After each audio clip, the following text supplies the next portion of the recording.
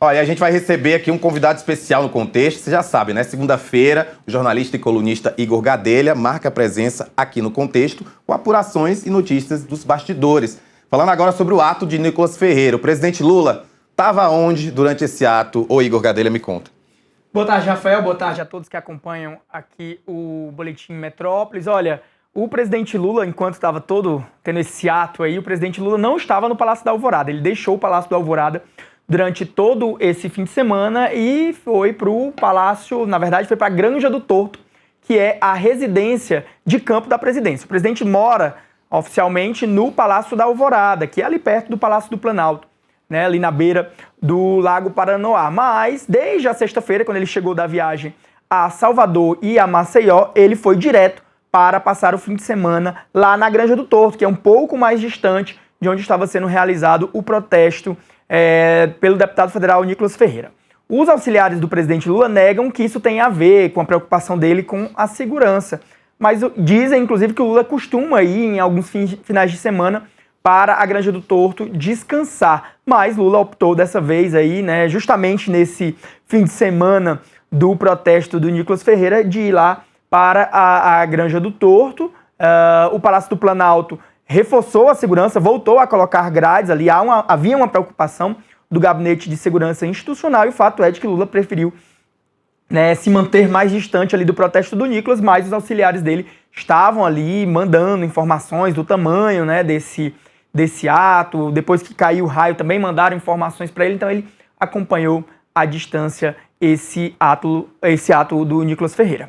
Mas é porque Brasília estava animada ontem. Primeiro uma chuva que ninguém esperava que fosse cair na cidade. No meio da rua, viu? Tava ruim ali o negócio. Prédio sendo implodido, que virou atração, teve toda a manifestação do Nicolas Ferreira, teve marcha trans na Esplanada dos Ministérios. Realmente foi um dia bem cara de brasiliense, né? Com muita manifestação, muita gente na rua.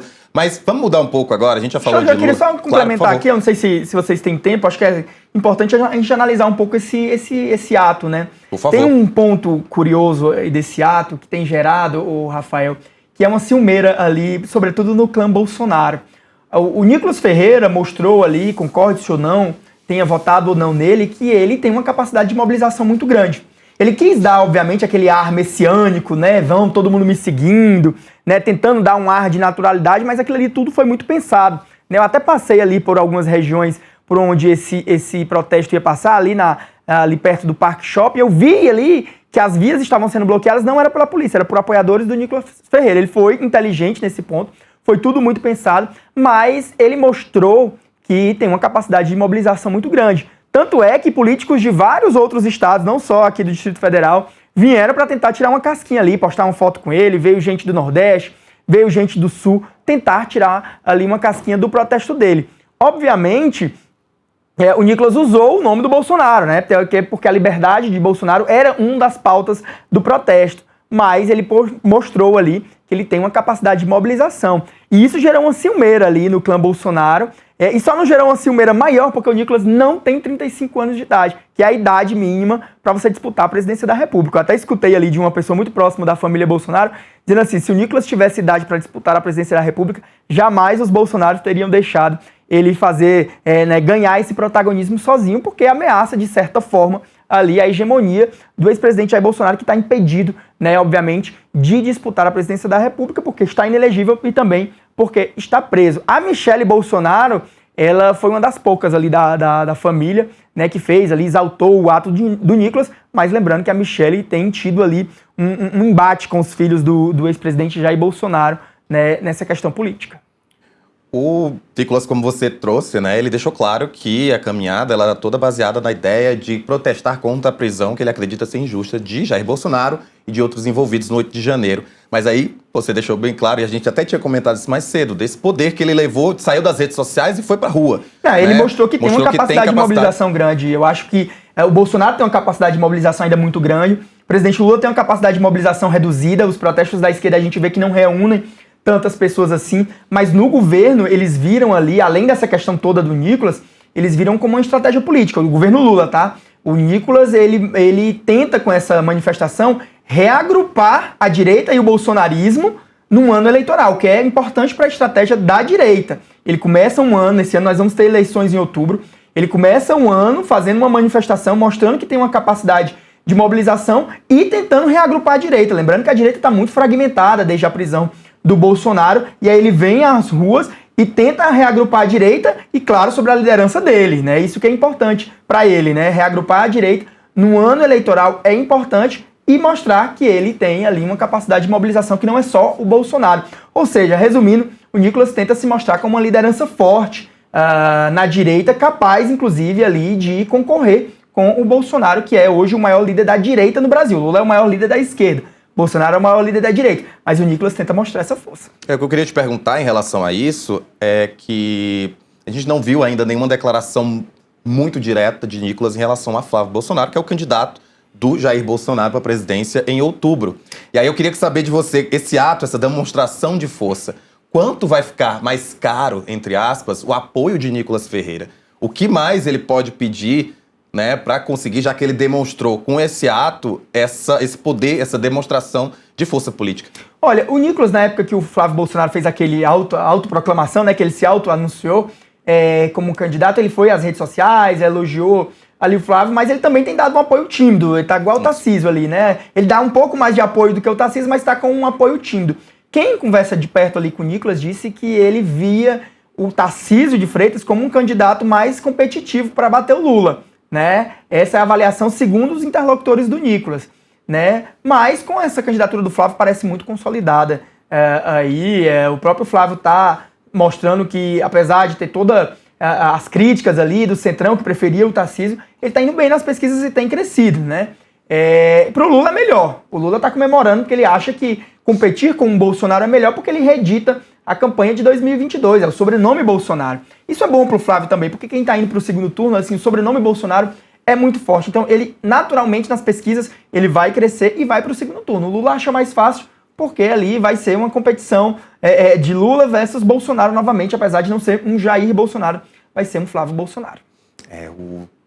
Sempre fala que, né, outubro tá bem aí, e a gente fica nessa expectativa depois de ontem, inclusive, realmente ficar com o olho mais aberto. Mas o governo tem a esquerda também tem que ver isso ali e tirar... Claro, a esquerda tá no papel dela de tentar deslegitimar o protesto, citando o caso do raio, né? O Nicolas teve esse azar realmente do raio ter caído, ter deixado pessoas feridas, mas a esquerda tem que vigiar, como algumas pessoas dizem, porque precisa reagrupar. O Lula está no poder, o Lula tem uma capacidade muito forte, ele é o maior líder da esquerda também, mas a esquerda precisa também ali vigiar e tá sempre, porque esse ano é um ano de eleições, as pessoas vão começar a se debruçar mais sobre a política, então a esquerda também tem que se reagrupar ali, né, digamos. Como o Lula está no governo, isso já é mais fácil, mas é importante, o governo viu um alerta ali, viu que o protesto teve um tamanho razoável.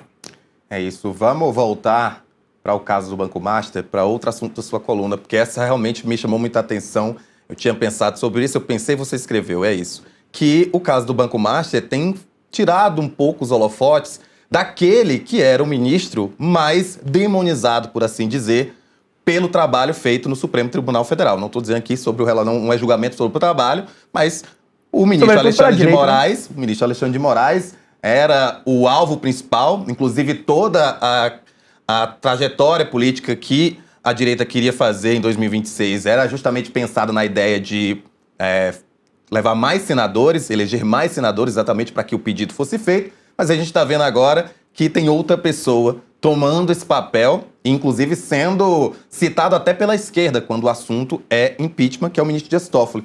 Conta um pouco aí como é que está sendo esse momento para Alexandre de Moraes e também como está sendo para o Dias Toffoli. Né? A bola da vez, como a gente tem visto até aqui nas nossas reportagens do Metrópolis, é o ministro Dias Toffoli. Ele que está ali sobre o fogo cruzado, é o principal alvo de críticas hoje dentro do Supremo Tribunal Federal, justamente por causa dessas revelações, né, da relação, né, um pouco suspeita dele com o Banco Master. Lembrando que ele é o relator do caso do Banco Master no Supremo, mas a gente tem visto ali que as relações dele, né, com os atores envolvidos nesse caso do Banco Master é uma relação bastante suspeita. E isso ajudou ali a, pelo menos, digamos, diluir a pressão sobre o ministro Alexandre de Moraes. Até então, até 3 semanas atrás, até dezembro, digamos assim, o ministro Alexandre de Moraes era o alvo prioritário da direita e, sobretudo, daquela direita mais bolsonarista, né, pelas decisões que ele dava em relação ao ex-presidente Jair Bolsonaro, mas também pelo envolvimento dele no caso Master. A colunista Malu Gaspar, do jornal Globo deu e o Metrópolis confirmou, a esposa do ministro Alexandre de Moraes, a advogada Viviane Bassi, tinha um contrato milionário com o Banco Master para defender o banco. Embora esse contrato previsse ali pagamento de quase 4 milhões por mês, ela recebeu vários desses pagamentos, era um contrato de 129 milhões, que é um contrato muito alto, não se tem notícia na advocacia brasileira de um contrato tão alto, de um valor tão alto como esse. Os processos, o nome dela não consta em muitos processos, em diversas instituições, segundo a própria imprensa vem ali pesquisando.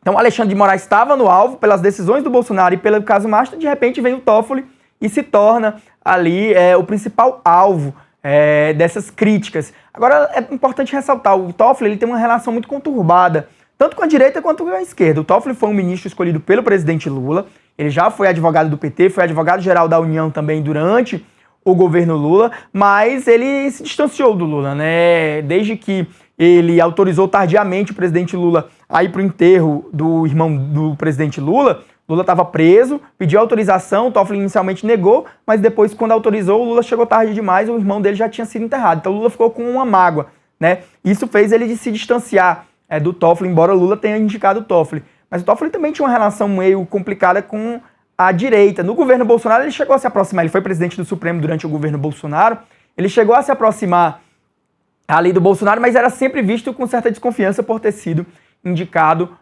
pelo presidente Lula. Então o Toffoli agora está aí, né, sob fogo cruzado. Ele tem sido aconselhado, sim, a devolver esse processo para a primeira instância, mas tem esse porém. Não só esse deputado federal João Carlos Bacelar, como foi citado, mas eu trago uma notícia que a gente trouxe na sexta-feira, que foi o Daniel Vorcaro, em depoimento à Polícia Federal, citou que chegou a conversar com o governador do Distrito Federal, Ibanez Rocha, sobre a venda do BRB. E essa citação, né, ao nome do governador Ibanez Rocha, que não é investigado, também o deputado do PL também não é investigado, vale ressaltar, mas isso, no caso, impediria o processo voltar para a primeira instância. Como ele é governador, né, o Ibanez Rocha, o foro dele é no Superior Tribunal de Justiça. Então a defesa pode alegar, tem a citação, não tem a citação de um deputado, mas tem a citação de um governador, então o caso não poderia ir para a primeira instância, teria que ir para o STJ. O Toffoli tem sido bastante pressionado, por quê? Pelos outros ministros, porque a avaliação é de que se esse caso sai do Supremo, a pressão sobre a corte diminui, né? E eles sabem, né, que a corte sobre ataque é ruim, porque fica todo mundo ali, todos os ministros ficam sob ataque, fica todo mundo suspeito, né? Nós mesmos na imprensa, a gente começa ali a investigar a vida dos ministros a fundo, os adversários começam também a revelar informações que podem ser comprometedoras para os ministros, então eles estão tentando ali nessa operação. Teve uma outra sugestão, mas essa o Toffoli tem rechaçado, que é o Toffoli tirar uma licença médica.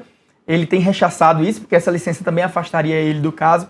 Então, tem uma tentativa ali de fazer esse processo, pelo menos, sair do Supremo. Vamos ver se isso vai dar certo. Como você bem mostrou e a Manu também mostrou, tem essa série de depoimentos hoje, pode ser que outros nomes sejam citados, então tudo isso pode impedir essa estratégia. Tem um porém muito grande, né? Tem uma vontade de mandar para a primeira instância, mas tem um porém muito grande aí, que é saber se pessoas com foro vão ser citadas ou não, e até que ponto isso impede de ir para a primeira instância. A gente vai saber disso até amanhã, quando acontecem os restantes dos depoimentos.